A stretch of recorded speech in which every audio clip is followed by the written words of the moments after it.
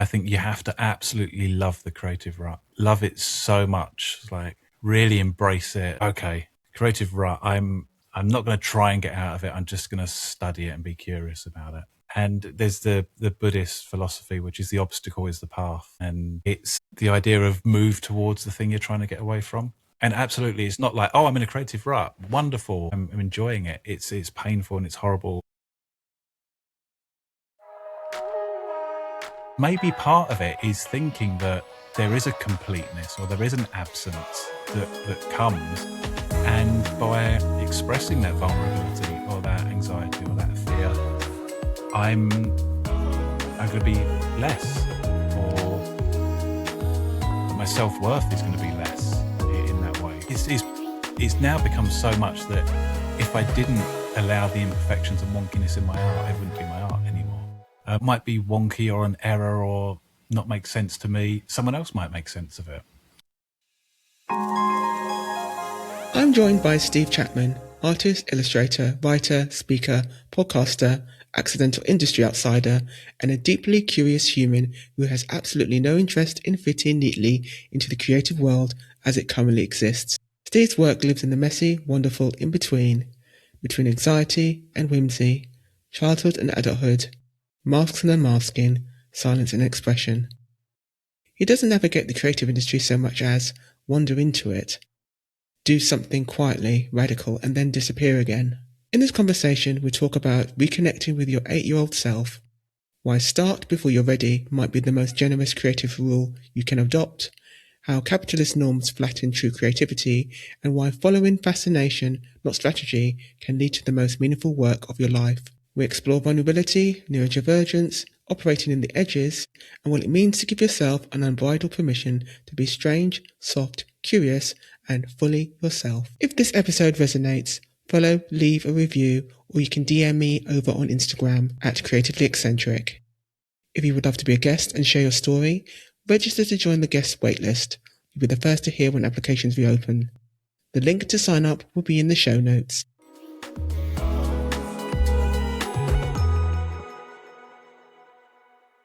Thank you for having me. I mean, that might take up the entire time we've got. I'll try and be succinct. I guess the least inconvenient label is I'm an artist, I'm a writer, I'm a speaker, I'm a podcaster myself. I make stuff and I write stuff and I work with others, and I like following fascinating chains of thought, and that may result in a project, or it might result in a piece of art, or it might result in a piece of writing. I mean, that's probably helps people know me less than they did before I said that, but that's my best stab at describing what I do. That's cool. We're definitely going to be talking more about what you actually do, and it's quite a wide collective selection of all your saying it.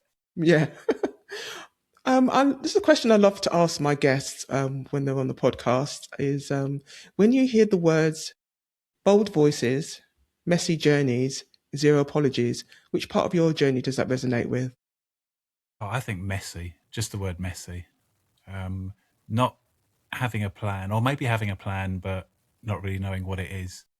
And the messiness is what makes life exciting, I think. And it can make it like traumatic and hard as well. But yeah, I'd rather have a messy journey than any of the other things. Some people answer all of those. There's a amalgamation of, some people have a quiet voice, they want to be more bold. So it's interesting. I think you described yourself as a weird child. When did you first learn that you were weird, and was it valuable? Jeez, that's a brilliant question. Not as a child, I didn't know that at all. No, and probably over the last 20 years is when I realized it. Like, and particularly more recently, looking back and like writing and recording a podcast and reminiscing about childhood, thinking they were strange things that I used to do. But of course, I was just me at the time. I didn't know anything else. Like writing this weird music and performing it in assembly, and then remembering what that music was. The music's in inverted commas, and thinking that's a strange thing to do. So I guess it's sort of like my life's been like a sandwich. I was naturally like that as a kid, and then secondary school didn't really appreciate or embrace that. So I started rounding myself off and trying to fit in, which it didn't succeed. I didn't fit in, but I just also lost myself in it. And then into the world of work. And then the middle of the sandwich is just, I guess, trying to fit in and be normal, but really at some level knowing that that's not me. And then the final bit of the sandwich, which I'm in now, I mean, maybe it's a multi-layered sandwich. Maybe I'll go back into that bit, but is just thinking, oh no, I want to reaccess that strange 8-year-old. He was much less professional and productive in that sort of capitalist normal sense of the word, but he was much more fun. He was much more interesting. I'm just thinking, as we're children, we're kind of fearless and we have no filters to some degree. And do you think like the 8-year-olds or younger Steve was maybe more, freer? And what is the Steve like today? Do you think, regards to the comparisons? Well, I think he was definitely freer because the concept of not free hadn't really entered his mind or my mind then, I don't think.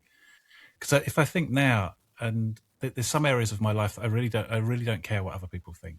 So with my art, I don't care if anyone likes it or not. I genuinely don't, and I make it just for me.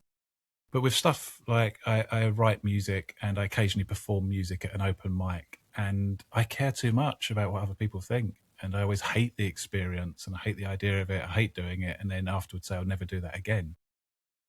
But for 8-year-old Steve to create this nonsensical piece of music and then recruit someone else to play it with him as a duet and then perform that in assembly in front of the school, I guess that must have been free. But I cannot remember, and it's strange, isn't it, memory? Because memory isn't like a videotape. It's we recreate the memory in that moment as we access it. So it's going to be completely distorted. It's so long ago. But I don't remember it even coming into my mind.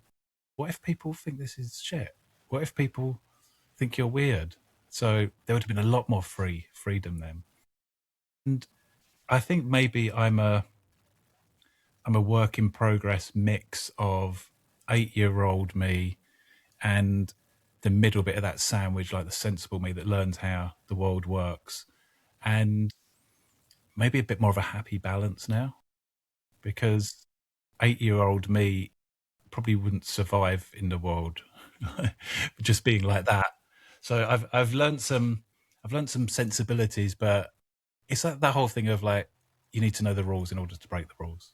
Like play the game in order to make the game work for you. So it's maybe a happy mix now, but it's always a work in progress. I sort of hope I never get there wherever there is. Yeah. I don't know about you, but when I was similar age, when I was a kid, I was into art and being creative, etc. And I remember this part of my life, I wanted to be more creative and I tried to take more risks, but I just remembered the fear mostly of like it was just a little thing like I was being in a play and I forgot to remove makeup off my face and people were just laughing. I couldn't understand why.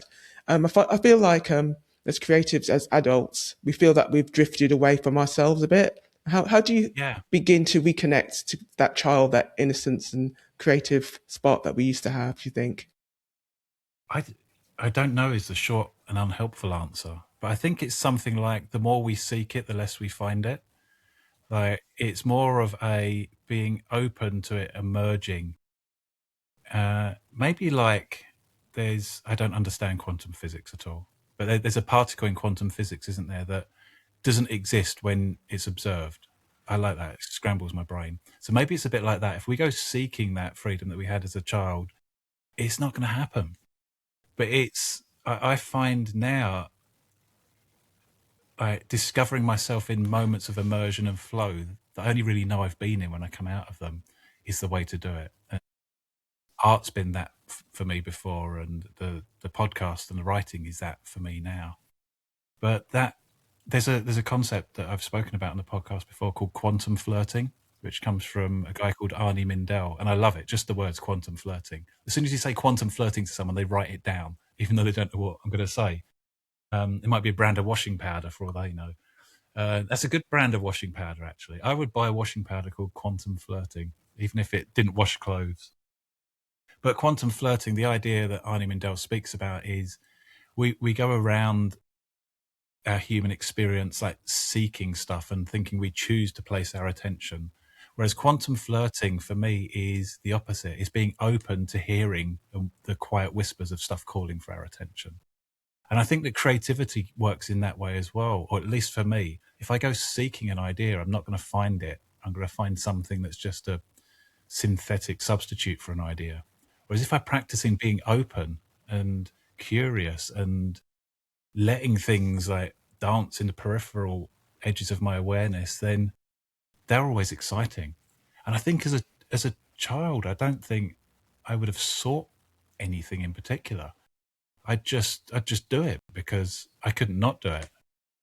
And I think that fascination, the idea of being fascinated has become so important to me, because if I'm fascinated, I am immersed and I will do stuff. And a lot of the projects I've done have been big and strange, and people say, oh, that must be fearless or brave, but it's not. It's just I'm so fascinated I can't do it. Yeah, I think you may have touched on something in regards to, like, I think you do talk about it, about being the human side of creativity. I think your work, you said, explores creativity not as a skill set, but as a way of being human. So what does creativity reveal about what it means to be human, do you think? I mean, I'm always fascinated by the the the definition we have of creativity. I was invited to speak at Cannes Lions in 2017, I think, and I went. It was like in the briefing for it, and I know nothing about the creative industry at all. I've worked in it. I like drop in and do a talk or a workshop and then drop out again. So I know I have no expertise in it. And I genuinely found it bizarre when I was in Cannes of people introducing themselves to me saying, "Oh, I'm a creative," or "I'm not a creative." And it's like, what are you talking about? I don't understand. And then they said, for me, I mean, it's an entire week long festival of creativity, and I mean, it's huge. And they said to me, right, the last day when I was doing my talk, that bit's about the human side of creativity. And I said to them, "What the hell are you doing the rest of the week then? What's all that about?" Because for me, I guess that type of creativity, and I'm not knocking it, I just don't understand it, is that's about commoditizing something. Maybe it's a big C creativity, like capital C creativity. But as human beings, we need to be creative in order to cross the road every time.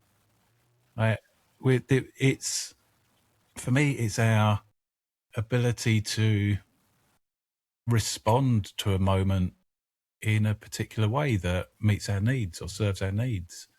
And it's, for me, creativity is getting closer to a freedom of spontaneous self-expression. And I love that freedom of spontaneous self-expression, because that makes it neutral. It doesn't mean that it's about making art or about doing a dance. Your creative free self-expression could be that you have a pen in your hand and you draw something, or it could be that you have a spreadsheet, or you're caring for a child or something. So for me, it's maybe that big C creativity that confuses me is a manifestation of the other thing. But I think at the heart of it, that's what it is. It's just a natural human thing. And I guess maybe every sentient creature has it, but we have the curse of an observer brain, so we obsess about it too much, whereas everything else just does it naturally. Yeah, and we kind of almost self-sabotage ourselves sometimes. We're always feeling uncomfortable, that's living on the edge of things and not being comfortable with being uncomfortable, if you know what I mean. Yeah, So, and yeah, yeah, yeah, no, absolutely. And I think fear of rejection, fear of like damaged self-worth and things like that, I mean, they inhibit me all the time. But I think that's what lies at the heart of it. there's a philosopher called Eric Fromm who wrote a book called Escape from Freedom that you may have come across. And Fromm's whole hypothesis was that if human beings really experienced the freedom that we so desire, it would utterly overwhelm us, because we'd have to completely accept that we are insignificant and impermanent beings floating around in a disinterested universe. So he was saying that everything we do is an escape from freedom. Like, we'll do these things so we don't experience that. And I love that as a hypothesis. But he talks about intrinsic and extrinsic freedom. He calls it something else that confused me. So I've changed it to intrinsic and extrinsic freedom. And that's what is the freedom that the world out there appears to give me. And that could be that I'm in a job that I feel gives me or restricts my freedom, or a relationship. But what's the really interesting thing is, where's that internal restriction or freedom? And a lot of that comes from really old stuff around self-worth, around identity, around who we are, around the rules that I swallowed as being true about me and who I should be because of who I am. And so that, yeah, I think that there's both factors are important, but we often like obsess with the external factors, and that they're really important as well. And depending on who you are and where you live and your circumstances, they're going to be more or less oppressive. But that important work, that inner work's as important, if not more important. Yeah, and I like the way you described, celebrate, was it the wonkiness, the awkward, Yeah. messy parts of being a human, being creative. So what do you think most people, why people try too hard to hide their process? What do you think that is? Do you think, apart from being, scared and fearful, do you think there's other reasons why people do I it? mean, I don't, maybe it's a norm. I did a thing at Amsterdam Fashion Academy. I think it was last January 2025. And it was groups of people. It was a lovely event. It was groups of the, and I know nothing about the fashion world, clearly. And it was like groups of fashion students in their final year. And they invited people from like the fashion industry and me for some reason. And we just sat down at tables and had different conversations with them and rotated round. And it was a lovely event. And they were, I guess, like early mid-20s. And every table, every conversation, I got asked the same question roughly, which was, so when does the fear go? When does that fear about getting it wrong, or that anxiety, where does the anxiety go? And I said, I don't think it does. I still experience it, and I was a lot older than them, and they were really surprised by that, and also found it. Well, they were sort of disappointed, but I think they found it really helpful as well. And it's like, oh right, so maybe part of it is thinking that there is a completeness or there is an absence that comes, and by expressing that vulnerability or that anxiety or that fear, I'm going to be less, or like my self-worth is going to be less in that way. Whereas I think I I like leaving. I mean, it's now become so much that if I didn't allow the imperfections and wonkiness in my art, it wouldn't be my art anymore. And it sort of defines it. I guess what might be wonky or an error or not make sense to me, someone else might make sense of it. So it's sort of part. I mean, there's a load we can go into here around what it means, like the norms of what it means to be a successful human being. At least I don't know other societies well at all, but to be a successful human being in a Western capitalist society, it's not really geared towards wonkiness and error. It's about straight lines and linear progression and things like that. So there's probably a load of social and psychological and philosophical factors that are at play there. I mean, I always come back to, well, we don't know where we came from and we don't know where we're going. So why should the bit in the middle make sense? Why should the bit in the middle be nice and neat and ordered? This is probably the most normal bit of our experience. So yeah, but I sort of take an existential philosophical lens to everything that doesn't make sense to everyone, but it soothes me. I enjoyed that kind of wonkiness of your style, and I think I did mention that very similar to one of your artists that you really do love, Jim, aka Vic Reeves, and Bob Mortimer fame. Yeah. And I can see similarities. And I think you met him, didn't you, on Yeah, one of your podcasts? I did. I did a project in 2018, which was called Sound of Silence, which was the world's first silent podcast featuring special guests.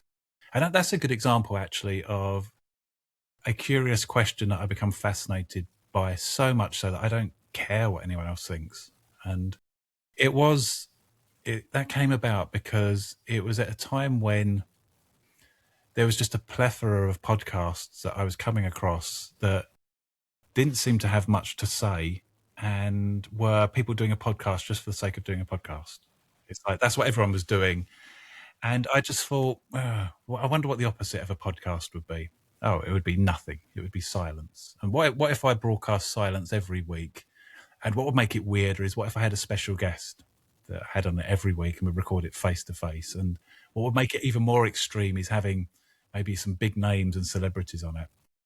And so that's what I did. Like every week for 2.5 years, 100 episodes, I put out recorded silence and invited loads of people, like people I admired, people I'd always wanted to meet. And Jim was one of them. And he was the first sort of celebrity, I guess, that said yes to it. And it was such a weird day. I went to his house in Kent and I remember walking up the drive to knock on his door and thinking, I'm knocking on Vic Reeves's door to record silence with him. And this is someone that I grew up watching on telly. But again, that's it. If you follow your fascination, you're going to have all sorts of adventures. It's just strange to think that we would depend on the silence, but then the space and quietness is speaks volumes sometimes. Yeah, And you're yeah, waiting for the anticipation. Like I've listened to a few episodes, and I was like, this must be either really, really awkward for the recording or really, really fascinating.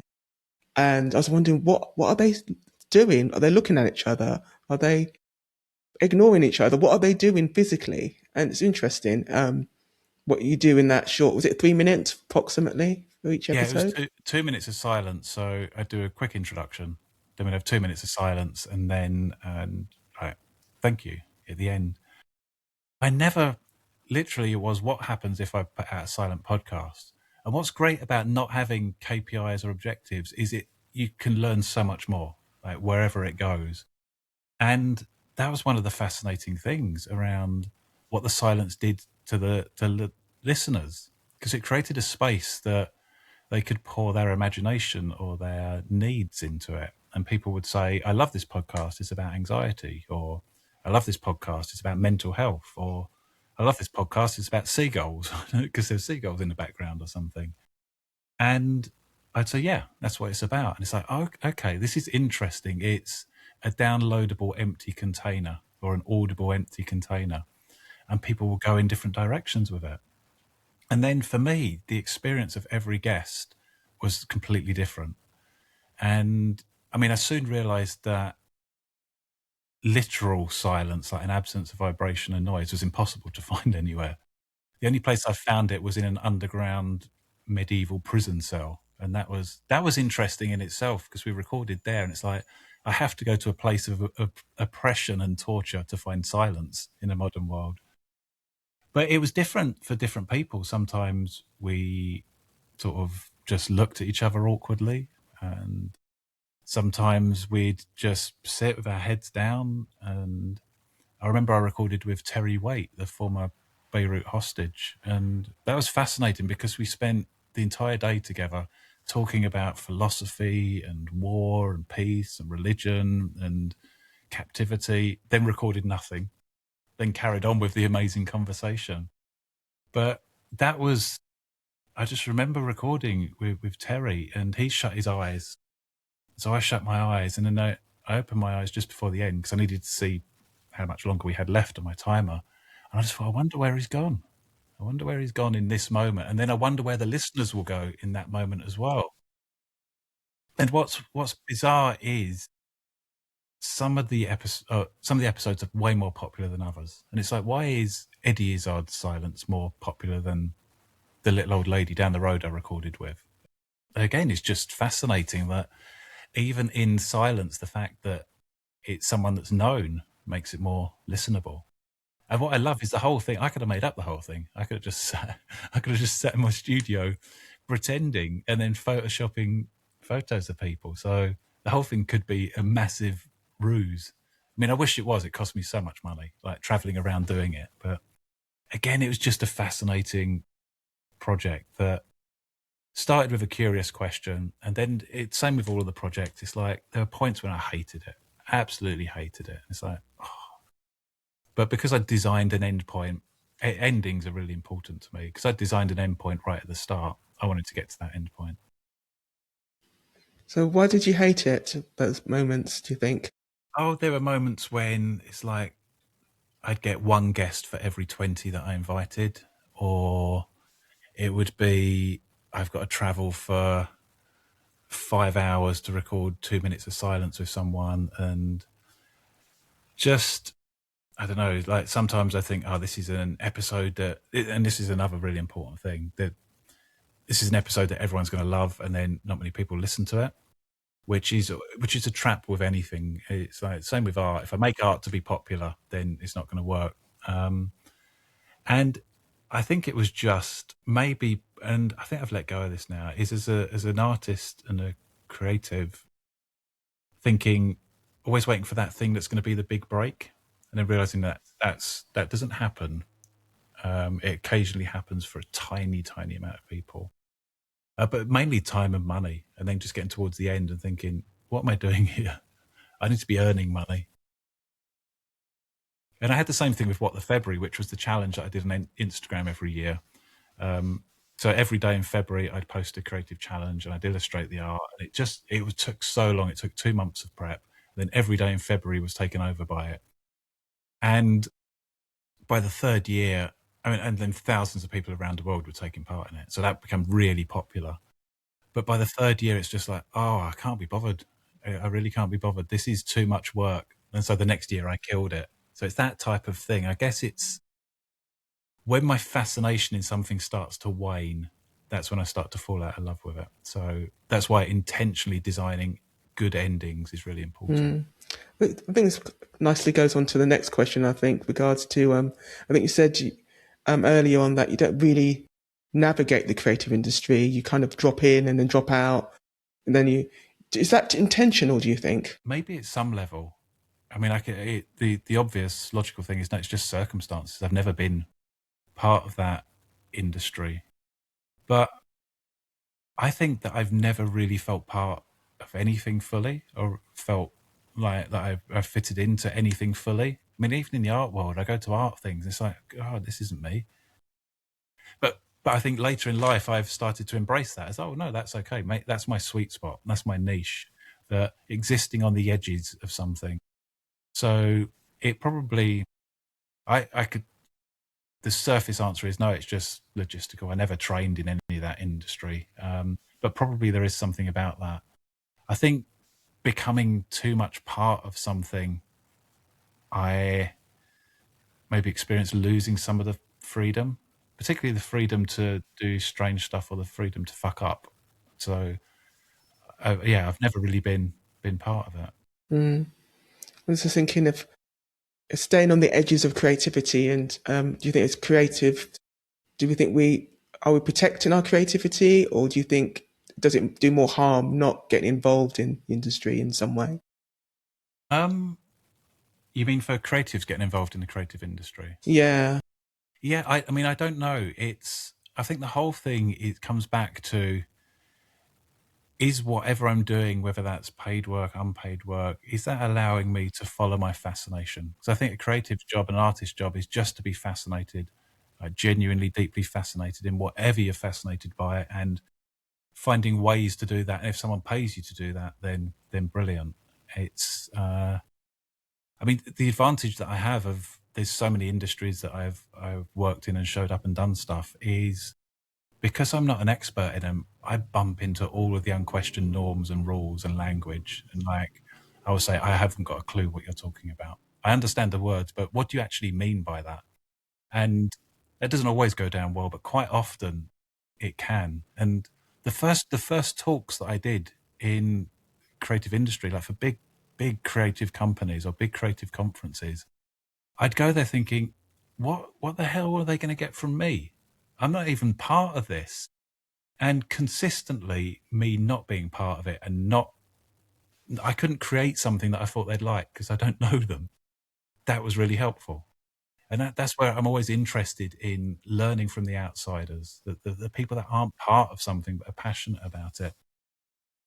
So I think that's the thing, like for creatives, and the creative industry is a wonderful industry to be in if it works for you. There's some really interesting companies and people and projects out there. I think the question would be, am I, is this nurturing and complementing my fascination and my natural, beautiful wonkiness? Or am I having to bend myself out of shape here to fit in? And it both can be okay. If it's, I mean, I've done jobs and full-time jobs in the middle bit of the sandwich where I was bending myself out of shape, but I not always, but I knew I was because I needed to earn some money. I think as long as it's a conscious choice, I think the trap is when maybe being in an industry for 10 years or 15 years, you look back and go, oh, what happened? I left myself behind back there. Yeah, and I think it's probably a bit refreshing. I know you were saying that, what am I doing here in this room or in this space? And you probably touched on some people's, you know, outer way of thinking, because everyone's thinking of corporate, the project, what we need to do, and you're kind of being very transparent, saying, "But have you thought about this? What am I doing here? What why are you making yourself tied and tongue tied about something that's not important?" You're kind of questioning that inner dialogue, and you're that person that prods them a bit and saying, "Oh, take them out of themselves," kind of situation, Yeah, and no, I that's like that. refreshing. Yeah, and I think it's just by doing that, and people will do that with me as well, that it directs the attention back inwards. And I've done quite a lot of work in academia and like supervision on masters programs, and particularly in the world of like culture change, particularly in the corporate world of culture change. There's a language that I understand, but people disappear behind. And a lot of what I used to say when I was supervising dissertations about stuff like that is, what do you believe? Like they'd write like, here's what some of the great theorists believe, and here's what the theory says, and this is how the theory can be applied. And I say, what do you believe? And it would stump people. But I think that's the most important thing is, what are my needs? What are the things that are important to me that I'll make a stand for? What do I believe? And am I able to find ways to do that? Because we listen, we can lose ourselves behind the language. And I went straight from school into work, but then I did a master's degree later in life, and I wrote my dissertation about spontaneity. And I wrote it whilst I was in a full-time job in the corporate world, which I just can't imagine that now. It's like, how did I do that?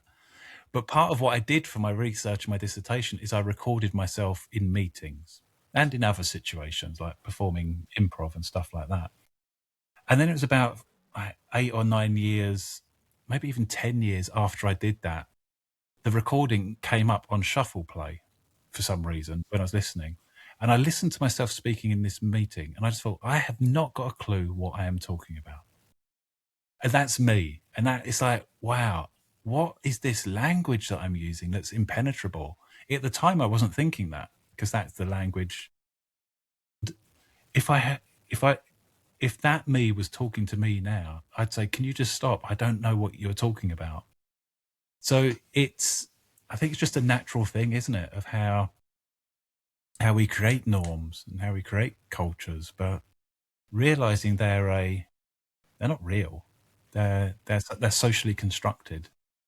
That reminds me, you've got a mask workshop, people to explore parts of themselves that have never met before. What does mask reveal about a person, do you think, that they may never seen or discovered before about? Interest in masks started when, again, when I was doing my dissertation, I trained with a theatre director called Keith Johnson, who's credited as like one of the grandfathers of improvisation. And at one of his workshops, Keith got out this old box of masks and said, "Oh, I think we'll do some masks." And got these freaky looking like half masks out, just the top half of the face. And I just thought, I'm not going to do that. That looks too terrifying. And I did it and I hated it.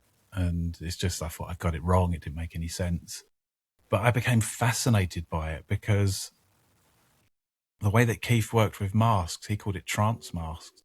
And he'd use a mirror and the sort of the shock, I guess, of experiencing yourself as different with the mask on to create like this spontaneous state. And so I went back, even though I hated the first experience, I went back and did more and more masks and then soon realized this is, I loved how freaky and weird it is. And it's, I like it when people have been to my mask workshops and people ask them, what's it about? They go, I don't know how to describe it. So I then developed my own techniques that I call Gestalt masks, which is a similar thing inspired by Keith's work, which is you're using a mask that looks nothing like it does on your face when it does when you look at it off your face. And through warming up and getting closer to that spontaneous self-expression, people find themselves just expressing parts of their personality that have been repressed or they didn't know that was there. And then I'm working with them one-to-one and I'm spotting these little things and helping nurture it. And I've seen people that want to be more assertive become more assertive, or people that want to be more still become more still, or people that can't sing like create a voice and things like that. And it just fascinates me, like how much of a thin slice of ourselves that we potentially inhabit and express. And masks are a very weird and intense but powerful and brilliant way of doing that. And I've been running workshops for like 12 years now, and I've never had anyone take off a mask and go, "Oh, I'm so embarrassed." Lots of people have taken off a mask and gone, "I've no idea where that came from." And then lots of people have come back to see what else is in there. So it's my favorite workshop to do. And I only do like 3 or 4 a year because they're utterly exhausting because they're so intense and brilliant. So it's a mixture of like, was it psychology, theatre, improv? Yeah. It is. And again, I come at it backwards. It's just, oh, I wonder what would happen if I run a mask workshop, and then making sense of it through a lens of an experience of improv and psychology. But it's one of those things that I like the magic and wonder and mystery of it, and I don't really want to understand much more about it. I'm very careful around boundaries and making sure people know what they're coming to, even though some people have turned up and then at the end said, "I thought this was a mask making workshop. It was a bit different to what I thought." Because what I find is I'm asked by a lot of corporates, "Can you come and do a mask workshop for people on this course?" And I always say, probably not. Because it tends to be like, there's different, like this week they're going to do accounting, then they're going to do strategy, and then they're going to do this freaky mask thing, and then they're going to do, I don't know, HR. It's not a, I find people ask for stretch and difference and challenge, but don't really want it. And masks do that in a brilliant way. And so, yeah, I love the mystery of it and the magic of it. It's limited to 10 people. I make it as affordable as possible because I don't think this type of work should just be accessible to those that have got the money to do it. And 10 people come along, but there's like 70 people in the workshop, really. I know that people are discovering themselves while they're putting the mask on, but has there been anything unexpected, situations that you didn't expect to find when people were putting their masks on that tickled you or entertained you or horrified you? Every time, and it's still a challenge for me as well because I'm facilitating and coaching and nurturing this thing that doesn't know what it is, that's discovering itself for the first time. So as a coach and as someone that works one-to-one with people, that's a great workout for me because I'm right on that edge of not knowing what's going on. And what's interesting, we often think of masks as something we hide behind, and that's mainly what masks are written, but these are masks that reveal. And the moments that come to mind was I do a thing at most workshops, which is a mask TED talk. And it's basically someone will walk on stage in a mask and I will say the name of the talk, which is normally some bizarre talk like what squirrels taught me about love or something like that. And they have 2 seconds to prep, and it's a 2 minute talk. And they will give these beautiful, eloquent, amazing, inspiring, engaging talks without any hesitation, with stage presence. And I've not told them to do that. And those talks astound me every time. And there's been favorite ones. Someone did a talk that was 10 ways to kill a gerbil. I don't come up with the titles. The group come up with the titles and we put them in a hat. That was one of the funniest things that I've seen. And it was just this person listing these ways to kill a gerbil. And it's like, this shouldn't really be funny. But there's something about masks and presence that someone could be talking absolute nonsense, but you're captivated by it. I mean, this must be how cult leaders or US presidents work. Like they just captivate, or anyone really, any like, leader, they captivate people that just say more stuff. And then there's been challenging situations where there's been someone who's put on a mask, and sometimes they're wild and wacky, and sometimes they're genuinely feeling fear or scared or anxiety. And I'm not engaging with the person in the mask, I'm engaging with what's there. And often it will be, what do you need? Do you want to sit down? And sometimes I'll just sit in silence with them. And it's really intense. There was once where someone put on the mask and they discover who they are, like, in that moment. And it was around the time when the Calais jungle, the refugee camp, was in the news a lot. I mean, it still exists. It's just not in the news as much, but it was in the news a lot. And so that it tends to be, if there's stuff in the field of our experience, it will happen. And it seemed that this guy was a refugee or an asylum seeker, but he didn't name it. But it sort of become clear that it was something like that. And I sat down with him on the floor and was just listening to him, listening to his experience and empathizing. And then every now and then he'd get really angry with me, like as like being part of the problem. And it's like, oh, okay. And then and it was so intense and so tough. And the audience watching it found it so tough. And afterwards he took off the mask and he'd found it really intense. But that's such an important moment. It's like, oh, wow, we've not experienced sitting down with someone that's actually had that experience, but we are like, it's like the mask's generating an intense empathy and compassion. And so moments like that always stick with me. The funny ones, the intense ones, the ones where I'm thinking, I don't know what to do here. Yeah, it feels like almost like therapy for them, but intense for you probably.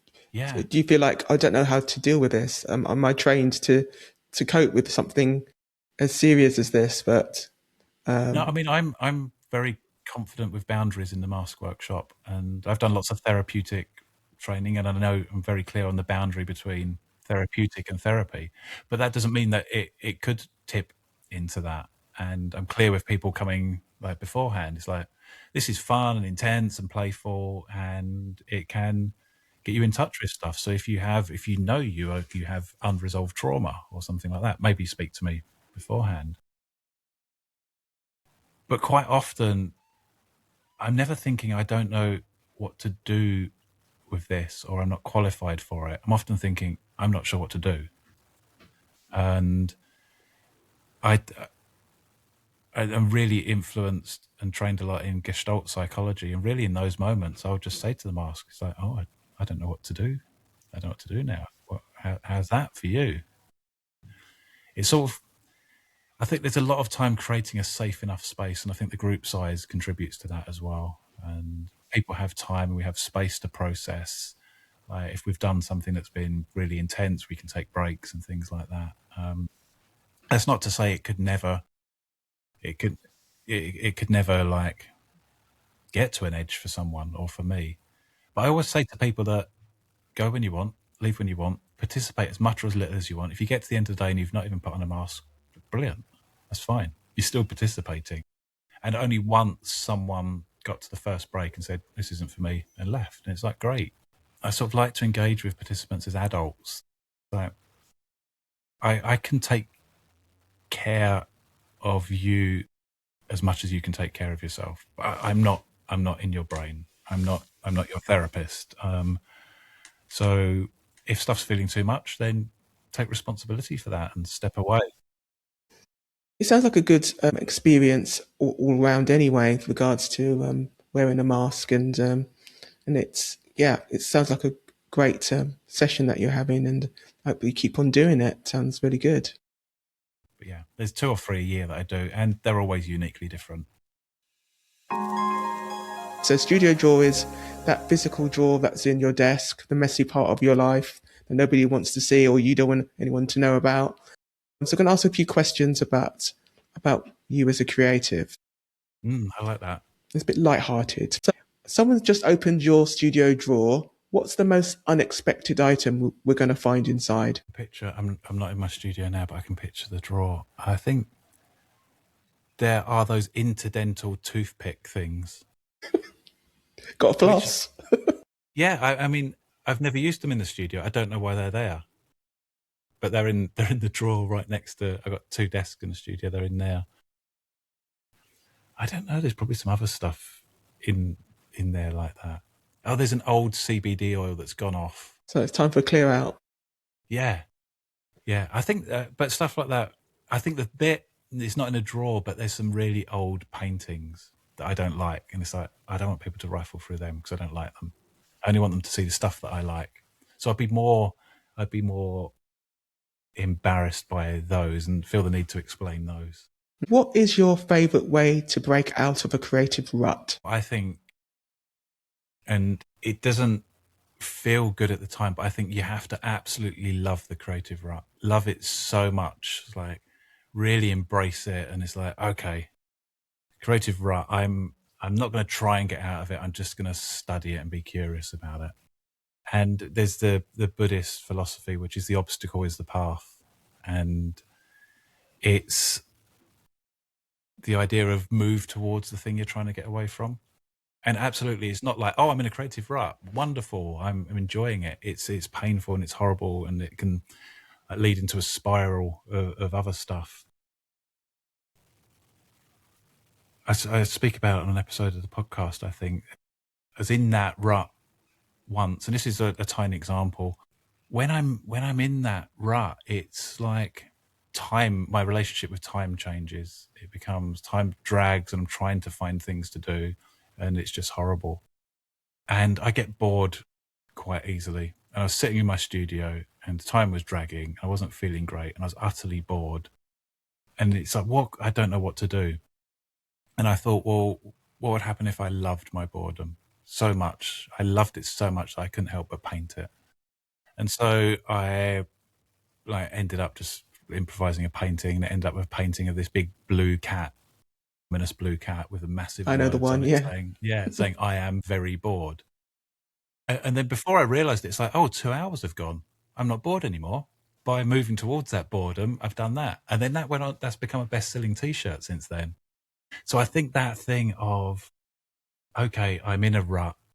The rut is as important as everything else. I don't like it. I don't want to be here. But the more I try to get out of it, for me, the harder it becomes. It's like, I need to move with it. I need to do Tai Chi with the rut rather than boxing. Wonderful. Another question for you in Studio Drawer. What's the most hilarious wrong assumption someone's made about what you do? All right. I mean, there's the one I've already mentioned where people come to the mask workshop thinking it's like an arts and craft mask making workshop. I really don't know.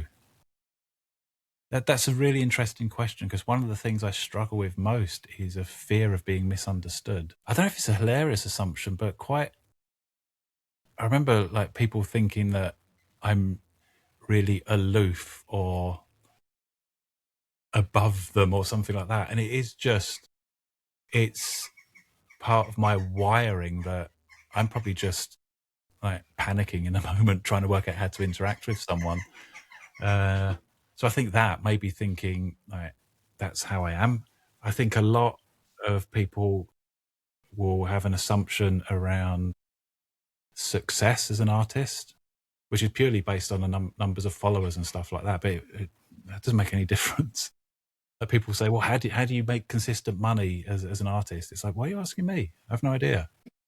What is the most ridiculous thing in your studio or workspace, and why is it there?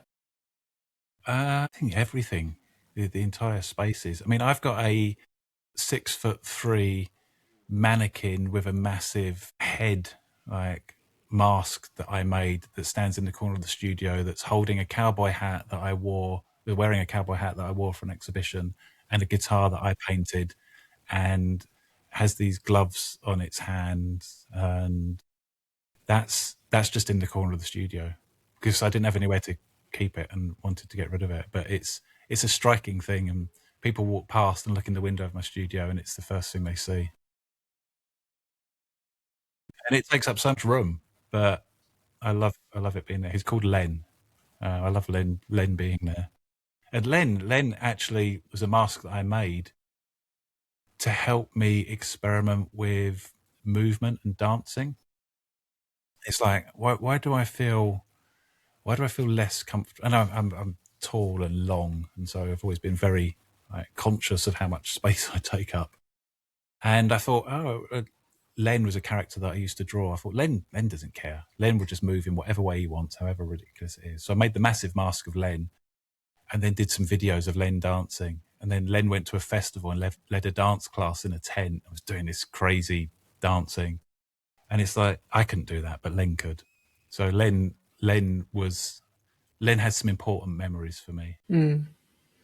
Cool. That's the last question of Studio Draw. I like Oh that. yeah, just remembered.